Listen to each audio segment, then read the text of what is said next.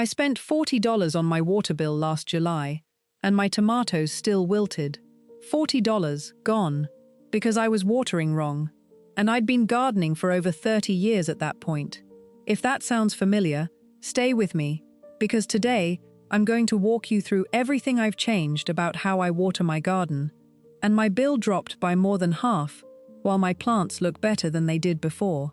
We're going to cover the best time of day to water, and why most advice gets it slightly wrong, how to check if your soil even needs water without bending down, a mulching trick that cut my watering frequency from every other day to twice a week, and a rain barrel setup with drip irrigation that waters your beds for free while you sit on the porch. I'll also share a couple of things I picked up the hard way that I've never heard anyone else talk about, and one of them involves your kitchen colander. Let's start with something that seems obvious but trips people up for years. Where the water goes matters more than how much you use. I see folks standing 6 feet away from their flower beds, waving a hose back and forth like they're putting out a campfire. That water hits the leaves, rolls off, and evaporates before it ever reaches a root. Roots are underground, usually 4 to 6 inches down for most perennials, and that's where the water needs to end up. So instead of spraying overhead, point your hose at the base of each plant and let it run slow. A gentle stream for 30 seconds per plant does more good than 2 minutes of overhead misting across the whole bed. Now here's where I want to save your back and your knees, because I know that's on your mind. You do not need to crouch down and hold a hose at ground level.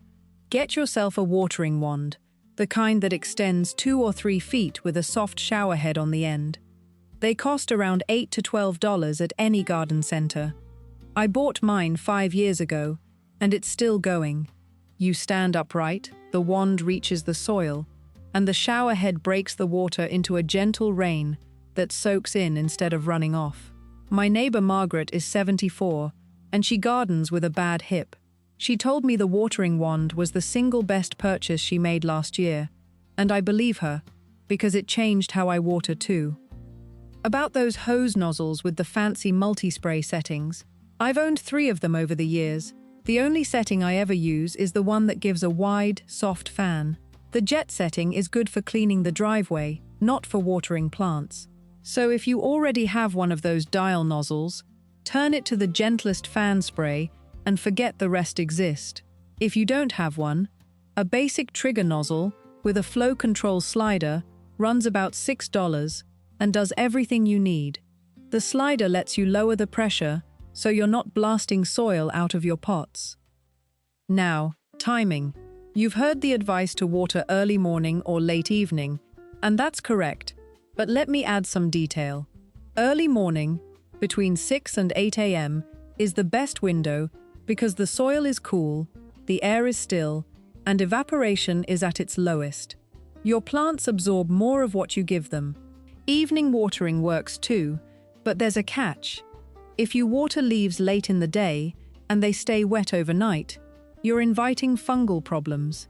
Powdery mildew, black spot on roses, leaf blight on tomatoes. I lost an entire row of zucchini one August because I kept watering at dusk and soaking the foliage. The leaves stayed damp all night, and by the end of the week they were covered in mildew. So if you water in the evening, aim low, soil only, keep the leaves dry. And please, if it's 2 in the afternoon and your hydrangea is drooping so hard it looks like a sad umbrella, water it. Don't let it suffer because someone told you never to water in the heat. A stressed plant needs water right now, not in 6 hours. The small amount you'll lose to evaporation is nothing compared to the damage from letting a plant wilt for half a day. I've saved more than one newly planted shrub with a midday rescue drink. That brings me to something I wish someone had told me 20 years ago. New plantings need 3 to 4 times more water than established plants. When you put a shrub or a perennial in the ground, its root system is the size of the pot it came from. That little root ball can't reach the moisture deeper in the soil yet. So, for the first 6 to 8 weeks after planting, water those new additions every 2 to 3 days, even if the rest of the garden looks fine. I planted a beautiful David Austin rose 3 springs ago, and I treated it the same as my established ones. It barely survived its first summer. The next year I planted another and watered it every other day for 2 months straight. It's now the biggest rose in my garden. Same plant, same soil, different watering schedule.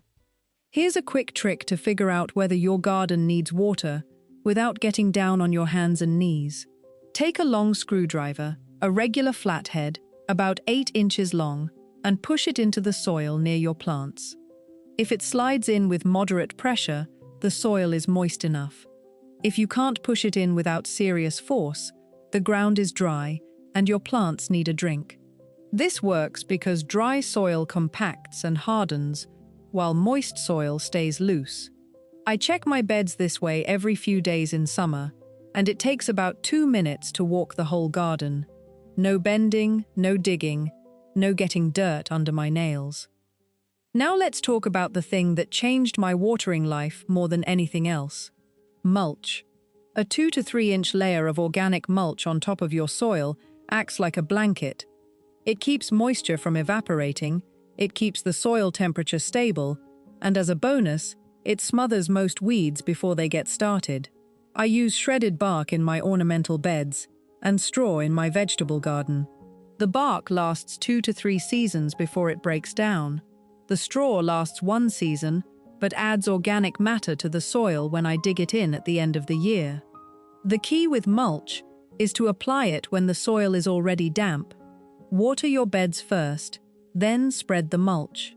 If you mulch dry soil, you're locking in the drought, and keep the mulch a couple of inches away from the stem of each plant.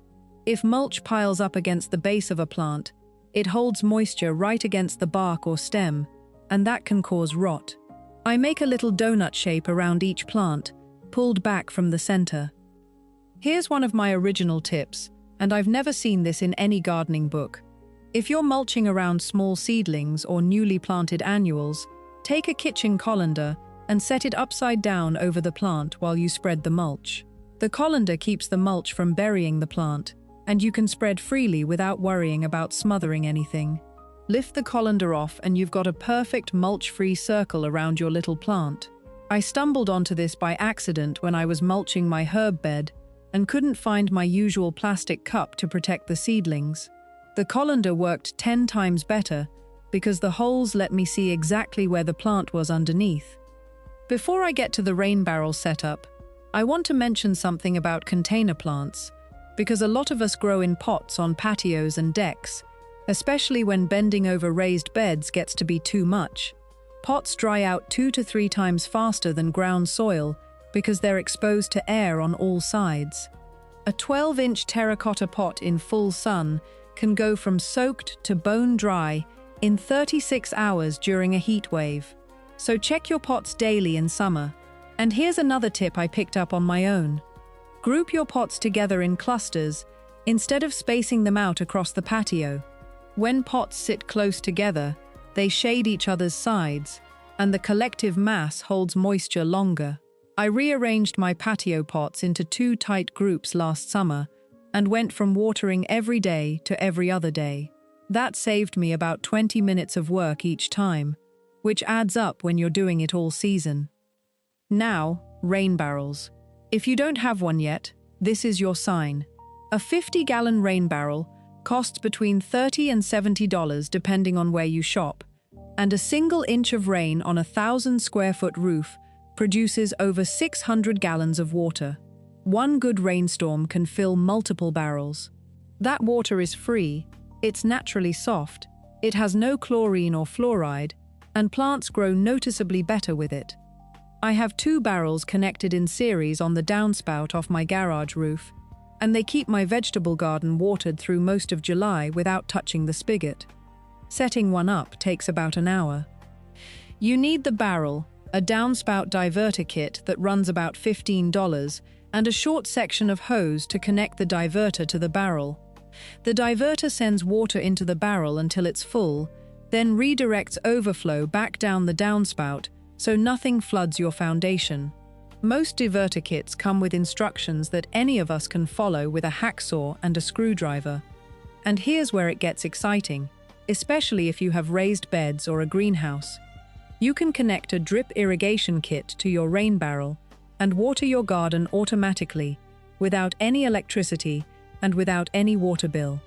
A basic gravity-fed drip kit costs between $20 and $40 and comes with tubing, connectors, and drip emitters that you lay along your beds. Because rain barrels sit above ground level, gravity pushes the water through the tubing. You open the spigot on the barrel, and the drip lines deliver water right to the base of each plant at a slow, steady rate. I set up a 3-line drip system in my raised vegetable bed last spring, and the difference was immediate. My tomatoes got consistent moisture without me dragging a hose out every morning. The peppers stopped getting blossom end rot, which happens when watering is uneven. And I saved about 15 minutes a day that I used to spend hand watering. Over a 4-month growing season, that's roughly 30 hours of my life back. If you want to get a little fancier, you can add a battery-powered timer to the barrel spigot. These run on a single AA or 9-volt battery and let you program watering for specific times and durations. A decent timer costs between $20 and $35. I set mine to run for 20 minutes every morning at 7 a.m., and I don't think about watering my vegetable garden at all until I need to refill the barrel after a dry stretch. One thing to watch with drip irrigation is clogging. Rainwater sometimes carries tiny particles of leaf debris or roof grit, and those can block the small emitter holes over time. Put a mesh filter on the barrel spigot before the drip line connects. A simple inline filter costs $3 to $5 and saves you the headache of troubleshooting why one section of your bed isn't getting water. Clean the filter once a month during the growing season. That takes about 90 seconds. I also want to mention something for those of you on a fixed income who are watching the cost of everything climb. Watering smarter isn't about buying expensive gadgets. The 3 cheapest changes that made the biggest difference in my garden were mulching with free wood chips from a local tree service, switching to morning-only watering so I used less water overall, and grouping my containers to reduce evaporation. Those 3 things cost me nothing and cut my summer water use by close to 40%. The tree service was happy to dump a truckload of chips in my driveway for free because it saved them a trip to the landfill. Call your local tree companies and ask. Most of them will say yes. One more thing before I let you go. If you're planting new beds or replacing plants that didn't make it through last summer, look for varieties labeled drought-tolerant or low water. Lavender, salvia, sedum, Russian sage, coneflower, and yarrow all thrive with far less water than hydrangeas or impatiens. I replaced a thirsty bed of annual begonias with a mix of coneflower and salvia 2 years ago, and that bed gets watered once a week now, instead of every other day. It looks better, costs less, and I spend that extra time sitting in my garden chair with a cup of tea instead of standing there with a hose. So here's what I want you to do today. Walk out to your garden with a long screwdriver and check your soil moisture in 3 or 4 spots. If it slides in easy, you're good. If it doesn't, water deep at the base of your plants, not overhead. Tomorrow, look into getting a bag of bark mulch or call a local tree service about free wood chips. And this weekend, price out a rain barrel at your hardware store. Those 3 steps will save you money, save you time, and save your back. And your garden will thank you for every single one of them.